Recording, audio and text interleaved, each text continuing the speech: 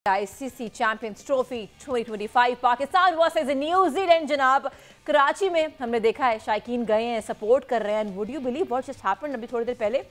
एकदम से फील्ड से फ़खर जमान इंजर्ड होते हुए जाते हैं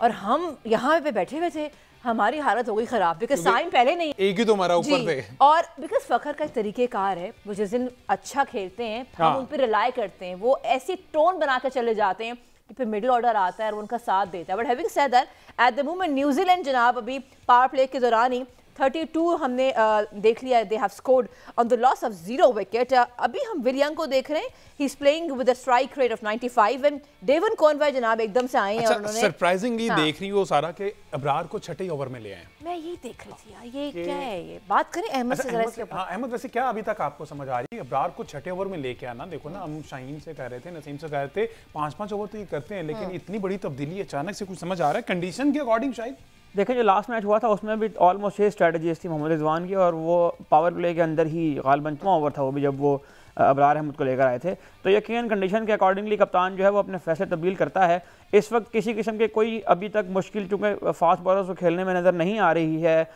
कीवी बैटर्स को और गो के नसीम शाह और शाहीन शाह आफरीदी ने जो आगाज़ किया है कि जो स्पीड अगर हम देखें तो वो कंसिस्टेंटली 139, 140, 140 प्लस पे जा रहे हैं बॉलिंग कर रहे हैं लेकिन चूंकि विकेट नहीं मिल रही है और इस वक्त जो है वो एक अच्छा आगाज़ फराहम करने के लिए हमें विकेट की बहुत सख्त ज़रूरत है दोनों बैट्समैन अगर ये पिच पर सेट होते हैं इसको लंबा लेकर जाते हैं तो इसके बाद आने वाले बल्लेबाज जो है वो हमारी बॉलिंग लाइनअप के खिलाफ इतने केबल तो हैं कि वो लंबे रन कर सकें तो कप्तान कभी कभी डेस्परेट मेजर्स के तौर पर भी और कभी कभी कंडीशंस को देखते हुए भी हो सकता है कि हम चूँकि यहाँ बैठ के एनालाइज कर रहे हैं और जो लोग वहाँ खेल रहे हैं वो बता सकते हैं पिच के बिहेवियर के बारे में तो पिच का बिहेवियर जो है उसको देखते हुए कप्तान ने शायद ये रिस्क लेने का फैसला किया हो कि स्पिनर को ट्राई किया जाए अच्छा सारा वैसे बड़ा सनी वेदर है देखिए ना हवा भी चल रही है जिस तरह से ये प्लेयर्स की शर्ट्स वैसे हिल रही हैं वेदर बड़ा मजे का है लेकिन उधर से बहुत मजे की हो रही है अगर उनकी बैटिंग लाइन देखी जाए तो उसके बाद केन विलियमसन ने आना है डरल मिचेल ने आना है टॉम लेथम ने आना है आप किस ग्लेन फिलिप्स जो कि मेरा ख्याल ट्राई नेशन सीरीज में एक भी दफा आउट नहीं हुए केन की जरा बात कर लें तो वो अगर आ गए या तो वो हाफ सेंचुरी बनाते हैं या वो फुल सेंचुरी 100 पूरा करके ही आपको यहाँ पर एक बहुत वाज़ेह कमी जो है ना वो नजर आ रही है एक्सपीरियंस की आपने नाम लिए हैं सारे केन विलियमसन है लेथम है इस तरह के जो प्लेयर्स जिन्हें अभी खेलने आना है डेल मिचेल हैं इन सारों का जरा मैचेस आप निकाल कर देखिए नंबर ऑफ मैचेस और इन सारों के आईसीसी टूर्नामेंट्स की जो एक्सपीरियंस है वो भी निकाल कर देखिए तो पाकिस्तान क्रिकेट बोर्ड ने जो है वो एक रिस्क लिया है अपनी टीम को सिलेक्ट करने में कि वो टीम जिसने जनूबी अफ्रीका और ऑस्ट्रेलिया की पिचेस के ऊपर जाकर वनडे सीरीज जीती थी उसमें ड्रास्टिकली इतनी ज़्यादा तब्दीलियां उन्होंने कर दी और हम पहले इसका तज़किरा कर चुके हैं अपने प्लेटफॉर्म के ऊपर कि पाकिस्तान की टीम जो है वो एक्सपीरियंस वाइज सबसे कम एक्सपीरियंस रखती है एक रोज़ा क्रिकेट का इस टूर्नामेंट में आने से पहले लेकिन पाकिस्तान क्रिकेट की यही खूबसूरती है कि अनप्रेडिक्टेबल होने के होते हुए पाकिस्तान क्रिकेट टीम चौंका देने वाले नतीजे जो है वो देने की सलाहियत रखती है तो हम उम्मीद रखते हैं कि पाकिस्तान का ये स्क्वाड जो यंग भी है और जो मोटिवेशन भी रखता है ब्रेक थ्रू करने के लिए वो आज हमें कामयाबी दिलवाएगा I also want to ask you आपने जो बात की I think I do agree to it ना सिर्फ मैं बल्कि सारे जो क्रिकेट के चाहने वाले हैं वो इस वक्त दो नामों को मिस कर रहे हैं वो कह नहीं पा रहे ऑफ कोर्स एक साजिद खान है नुमान अली भी हैं I want to ask you इस पिच पे इस कंडीशंस पे do you think if they would have been in there right there on the field they would have added a value to it perhaps देखें क्योंकि specialist game है तो ये दोनों जो नाम आपने लिए हैं नुमान और साजिद यकीनन ये रेड बॉल स्पेशलिस्ट हैं इनमें से कोई भी वाइट बॉल के अंदर नहीं खेला क्योंकि लिस्ट ए मैचेस खेले हैं कुछ उन्होंने साजिद खान ने कदरे ज़्यादा मैचेस खेले लिस्ट ए क्रिकेट में लेकिन रेड बॉल स्पेशलिस्ट के तौर पर इन दोनों को इस्तेमाल किया जाता है और लेकिन बात आपकी इस हद तक दुरुस्त नज़र आती है कि जो रिसोर्स हमारे पास मौजूद हैं जो अवेलेबल स्पिनर्स हैं हमारे पास उनकी अगर हम सलाहियत देखें उनके अगर हम नंबर्स देखें उनके अगर हम परफॉर्मेंसेस देखें और उनको मिलने वाले मौके देखें तो उस मैग्नीट्यूड के हिसाब से लगता है कि अगर साजिद खान को मौका दिया जाता तो शायद वो यहाँ पर कोई ना कोई ब्रेक थ्रू कर जाते और साजिद खान और नुमान की एक खास बात ही है जो हमारे इस वक्त जो हमारी बॉलिंग लाइनअप है उसमें बहुत कम है कि वो रेगुलर फर्स्ट क्लास क्रिकेट खेलते हैं ठीक है और इस पे हमने बात भी की है कि ऑल्दो वो वाइट बॉल नहीं खेलते लेकिन इंपैक्ट क्रिएट कर सकते थे बट ये डिपेंड करता है कंप्लीटली डिपेंड करता है कंडीशन पे विकेट किस तरह की बनाई हुई है लेकिन एक सवाल है ये कहां लिखा है कि जो टेस्ट क्रिकेटर है टेस्ट बॉलर है टेस्ट स्पिनर है वो खेल ही नहीं सकता मतलब मैं तो ये समझती हूँ you can guide me better Ahmed ji if I am saying something wrong लेकिन अगर वो इतना लंबा फॉर्मेट खेल सकता है वो ओडीआई तो बहुत बेहतर खेल सकता है ना ये मतलब किस किताब में लिखा है बिकॉज बाकी दुनिया की टीम्स को हम देखते हैं वो सर आंखों पे लेके आते हैं अपने टेस्ट क्रिकेटर्स को यहाँ पे तो एक अजीब ही क्रिकेट की जिन किताबों का आप तज़किरा कर रही हैं उन किताबों के अंदर तो यही लिखा हुआ है कि जो रेड बॉल क्रिकेट से प्लेयर आता है जो 4 डे क्रिकेट खेल के आता है वो वाइट बॉल क्रिकेट भी खेल जाता है। अनफॉर्चुनेटली जो हमारे पास इस वक्त स्पिनर्स हैं ये सारे हमने प्रोड्यूस किए PSL के नतीजे में, ये सारे हमने प्रोड्यूस किए T20 लीग्स के नतीजे में, इसलिए इनका वो स्किल सेट कंप्लीट हो ही नहीं पाया जो लॉन्गर फॉर्मेट में पास होना चाहिए। इसलिए मुझे लगता है कि इन सारे बॉलर्स का एक टाइम पे आकर ये स्टेगनेंट हो जाते हैं, ये रुक जाते हैं और अपनी बॉलिंग के अंदर कोई नई चीज जो है ये ऐड नहीं कर पाते हैं। तो इस लिहाज से आपकी बात बिल्कुल दुरुस्त है कि साजिद खान और नुमान अली को चांस दिया जा सकता था, लेकिन ये बात आप काबिल वक्त है, इनका कहना जो है वो इस वक्त शायद दुरुस्त नहीं मालूम होता। इस वक्त पाकिस्तान की टीम जो है वो खेल रही है इस वक्त बिल्कुल लेकिन अभी मैंने दोबारा से देखा सारा कि कामरान गुलाम ही फील्ड में मैं उम्मीद कर फखर जमान बिल्कुल ठीक होंगे क्योंकि फखर जमान बाहर गए, माइनर इंजरी हुई उन्हें ड्यूरिंग फील्डिंग। अभी मैंने देखा कि कामरान गुलाम ही जो है ना वो अभी इस वक्त फील्ड में या इज देयर, और नसीम जो ओवर कर रहे हैं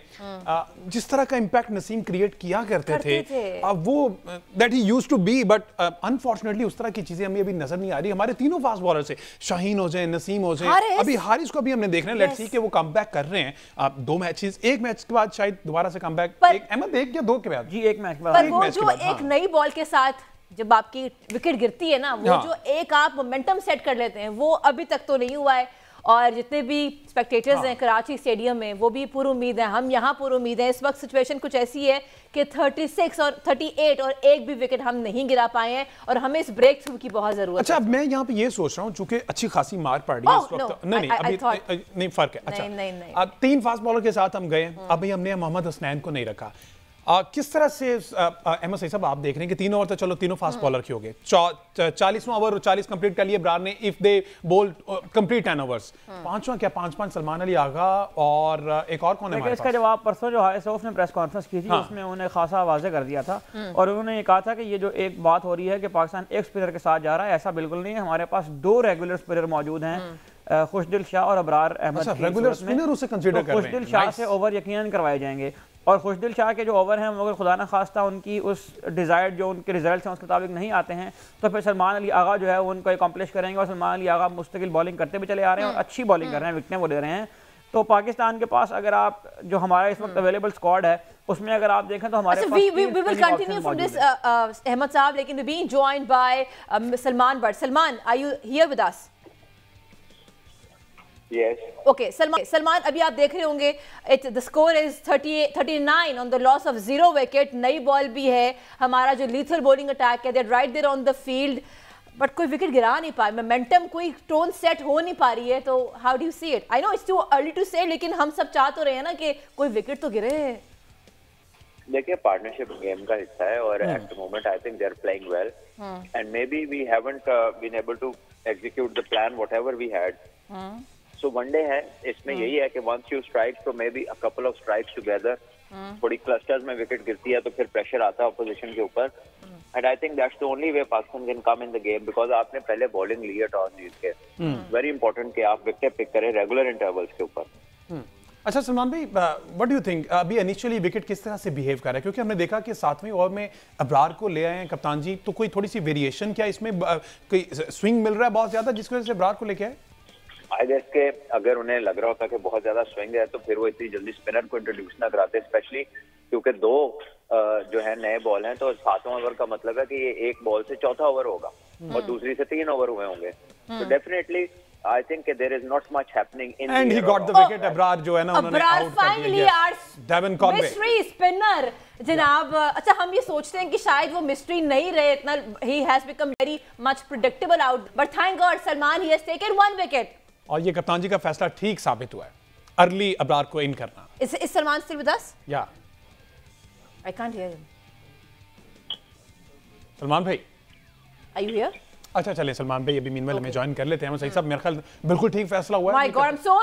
happy at the moment. Mister spinner फैसला होता है वो ज़ाहिर है वही आदमी कर सकता होता है जो वहाँ पर टीम खिला रहा है और हम तो चूंकि आउटसाइड एक एनालिसिस यकीनन दे सकते हैं, लेकिन ऑन पिच क्या हो रहा है, उस ऑन द डे उस वक्त पिच किस तरह बिहेव कर रही है, ये आपको यकीनन वहाँ पर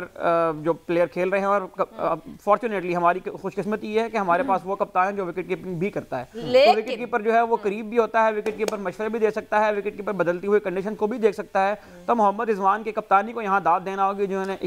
रिस्क लिया उन्होंने और ये रिस्क जो है वो पे ऑफ कर। और डेवन कॉनवे से जान छुड़ाना सारा वैसे कोई आसान काम नहीं था, लेकिन Abrar did it really well. आपने जो है वो ओपनिंग पार्टनरशिप को ब्रेक कर दिया है। 7.3 ओवर्स में हमारा जो मिस्ट्री स्पिनर है उसने विकेट ले ली तो मेरा ख्याल है क्लैपिंग बनती है, बिल्कुल डेफिनेटली क्लैपिंग क्लैपिंग बनती है ऑब्वियसली।